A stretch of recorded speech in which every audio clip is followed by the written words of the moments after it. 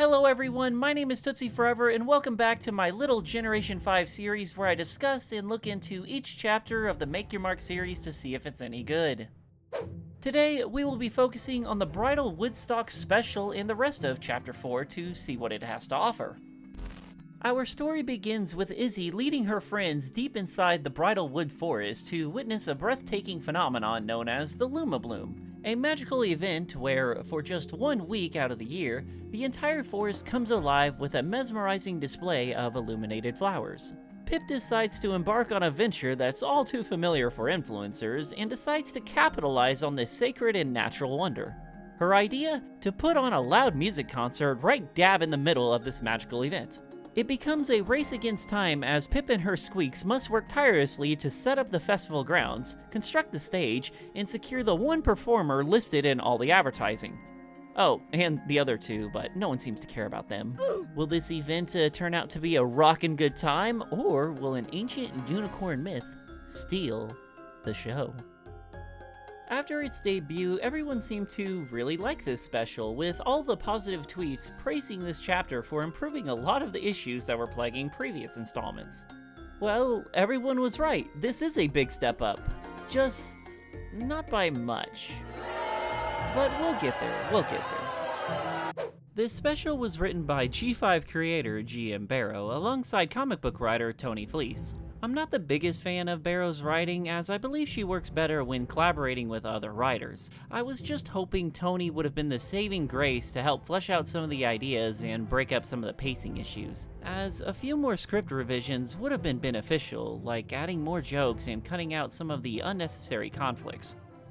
While negotiating with musicians to secure their performance at the festival, our ponies inadvertently offer each musician the coveted title of headliner. But hold your reins, it gets even zanier when our ponies finally realize their blunder. They rush back to the musicians and, without a hint of coordination, persuade all of them to perform last. It makes the characters look incompetent with the lack of communication, and yet there's a lesson at the end bringing up the exact issue, only referring to Pip not listening to Izzy. Speaking of Pippi, she is the star of Bridlewood Stock. Her sparkle shines so brightly throughout the whole thing, as she's so passionate about everything that she's doing for this festival. Even if it blinds her to all the warning signs that Izzy was giving her, which leads her to having a full mental breakdown as she starts pedaling out. The rest of the cast could have used the same treatment, as they aren't given a lot to do besides booking the musicians. Sparky is kept in the background and doesn't affect anything, thank God.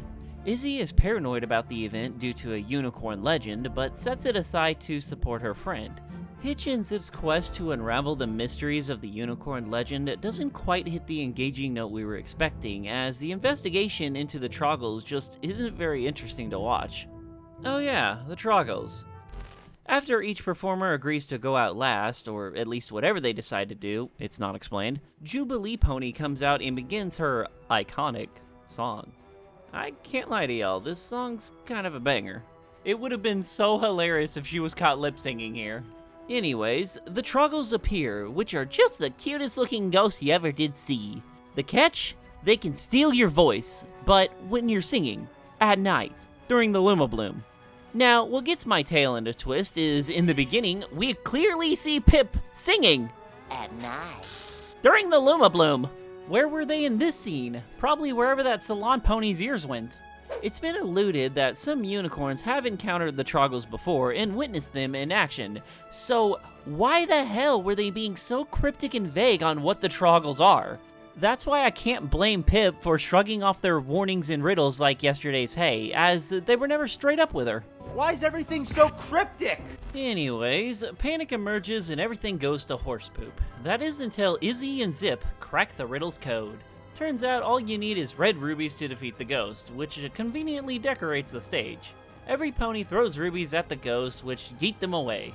The concert is saved, Pip apologizes to Izzy, everyone goes back to partying, and we end on our final song, Hooves Together, which also slaps pretty hard. Wouldn't the Troggles just come back because they're still singing in the exact same area? This special was pretty good, I'm not gonna lie. I adore the animation, and I can't praise it enough as all the ponies look super cute, especially in their 80s inspired get-ups.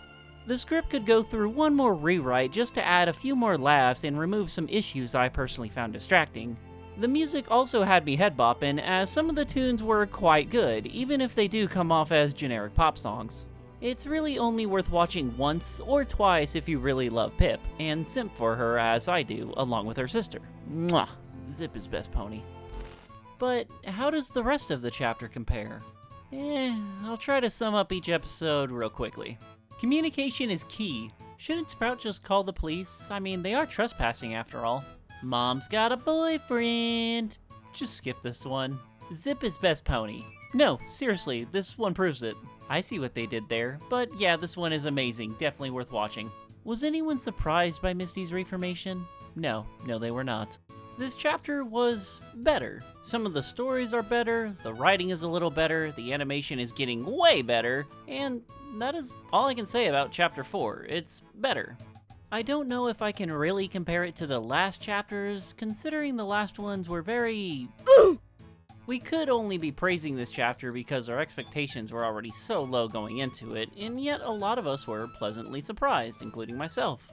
Let's just hope this horse can keep that momentum going as we ride into the next one.